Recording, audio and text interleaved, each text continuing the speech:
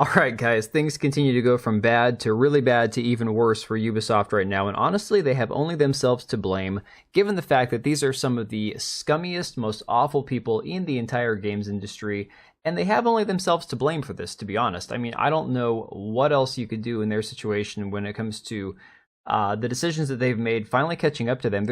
I don't think that there's a way they can dig themselves out of this hole that they've already dug themselves into. So we've seen the situation where a Ubisoft minority investor has called for a new CEO and for studio sales and company to go private. And again, this is something we've covered extensively here. Long and the short of it is it's a minority investor group that has come out and said, look, you guys have screwed up. We've got to do all these things to fix this company. And if you don't, we're essentially going to try to start a hostile takeover, which could be happening sometime in the next few months. Because if you look at the stock, the current state of the stock, it is just plummeting. I'm talking, it was at 12 something yesterday when I made my video.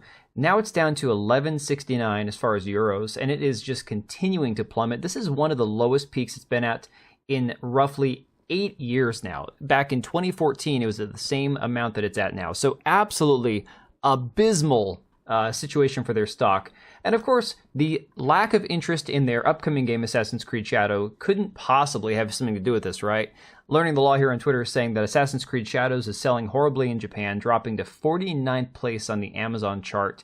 I assume this is for pre-orders because the game is not released yet, but I imagine that this is pre-order numbers. Again, nobody's excited about Assassin's Creed Shadows. I mean, there are probably the core fan base of people who are going to simp for Ubisoft and who say, yes, Queen, he was a black samurai, I have to buy this now. But the majority of gamers are rejecting this crap left and right. So now we've seen just today alone, this has been a big topic today among a lot of people, that Ubisoft has a mentorship program called Develop at Ubisoft, which actively discriminates against males based on their sex. Now, the crazy thing about it is just like everything else, when you look at the eligibility criteria for this mentorship program for developing at Ubisoft, it doesn't necessarily have anything to do with your real experience. It does ask for you to have less than 2 years of professional experience in game design or programming, which I guess they want to get somebody who's fresh, who doesn't have a lot of, years of experience already. But what they want you to do to be eligible, you must identify as a woman or a non-binary individual. Correct me if I'm wrong. This is kind of illegal. Like, we've seen a lot of these weird criterias before for eligibility for different programs. Sometimes there are exceptions where it makes sense. This is for a developer mentorship. Be 18 years or older, that makes sense.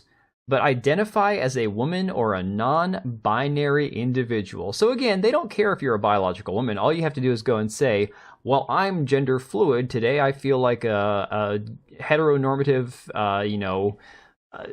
furry, there's just too much convoluted crap to this, guys. I'm sorry, I can't even think right now. I'm just so weirded out by this crap.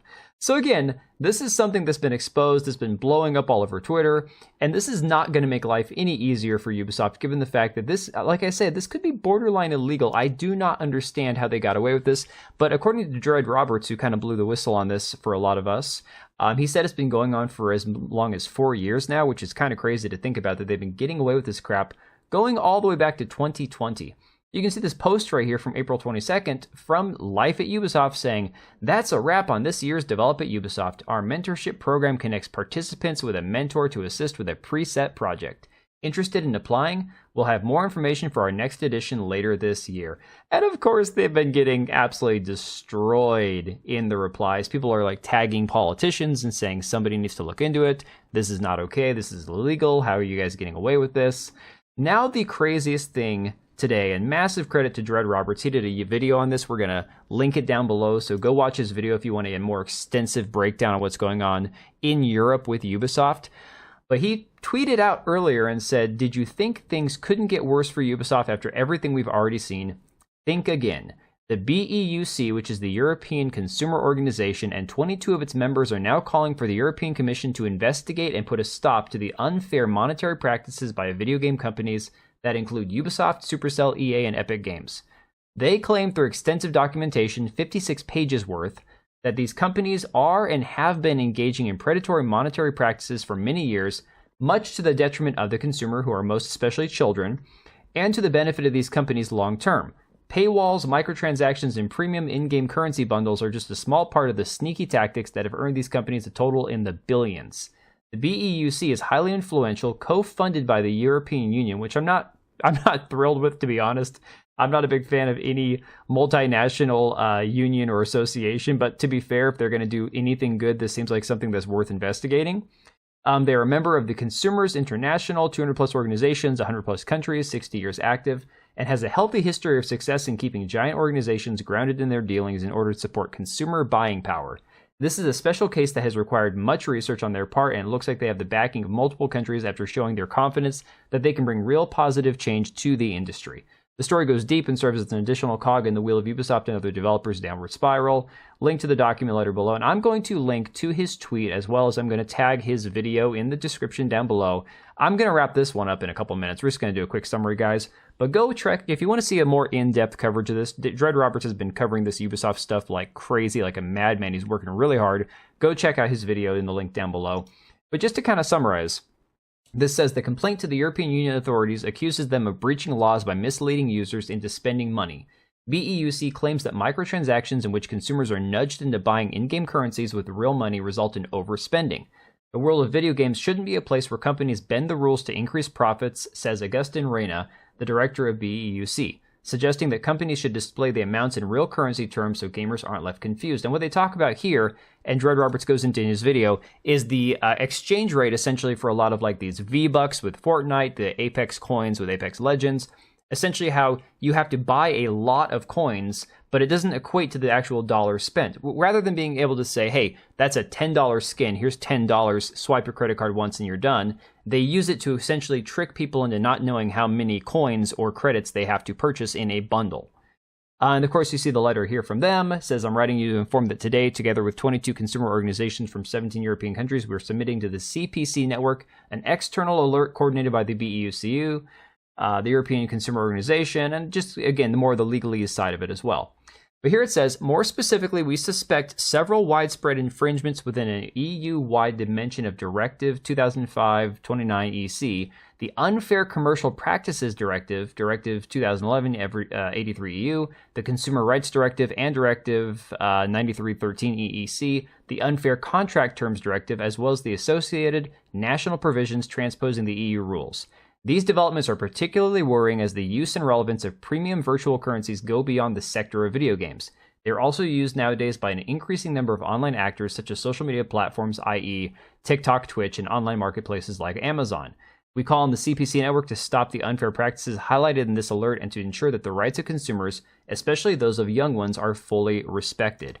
And again, you see right here where it says predatory monetization aimed at children, an in-game economy centered around purchasing premium currency for real money, where selling premium currency is the main revenue generator for the video game company, generally pushes the gameplay loop in the direction of constant monetization tactics. The strong financial incentives to maximize consumer spending leads to what can be regarded as predatory monetization. And again, we have seen this time and time again with all these companies, and they make a note here where at the bottom that says research shows that as many as 73% of children aged 6 to 10 play video games. Moreover, a total of 84% of children aged 11 to 14 and 74% of young people aged 15 to 24 play video games. And I would argue that 15 to 24 is probably the most dangerous because they start to have access to their own money and start spending it on this stuff, not even realizing how much they're spending or the long-term effects of spending that much money on these skins and microtransactions is. And of course, Ubisoft is not exempt from this. People automatically think Fortnite, they think Apex Legends, they think of other games that have skins and battle passes. Rainbow Six Siege is not a pay-to-win game, but it is loaded with microtransactions as well. Again, not necessary to play the game, but there is that perception of, again, the value of your skin. As far as like the social implications go, it's like everybody wants to look cool. They all want to have the cooler looking skin. And it's a peer pressure system essentially that has been monetized by Ubisoft and these other companies. And of course, I'm sure everybody remembers, although maybe some of you don't, that this was a topic of conversation years ago, that Assassin's Creed Valhalla, and I don't remember if they adjusted it after the game released or if it was something where it just felt slower, but a lot of people were saying that they slowed down leveling in Assassin's Creed Valhalla, that Ubisoft did, only to then sell you a booster so that you could level faster. And it was like $10 or $15 to get this permanent boost increase. So after you've already spent the money on the game, you had to pay to boost your experience gain once again. So a lot of crazy stuff going on. Like I said, go check out Dread Roberts. He does a much better breaking down this specific topic. But once again, Ubisoft is not doing well. They are causing so much grief for themselves. I don't even feel sorry for them. They have earned every bit of criticism that they're getting right now. Let me know what you guys think about all this down below, and I will catch you on the next one. All right, and if you made it this far, thank you so much for watching the video. Thank you for being here. I do have 2 channels, Minimal Effort Podcast, as well as my gaming channel. I do have a Twitch and Kick for my gaming channel. We do live streams over there occasionally, maybe once a week. And then if you are in the market for a new PC, make sure to check out Meta PCs. Click the link I have down below. Use code TBO at checkout for a special discount. Thanks again for watching, and I'll see you next time.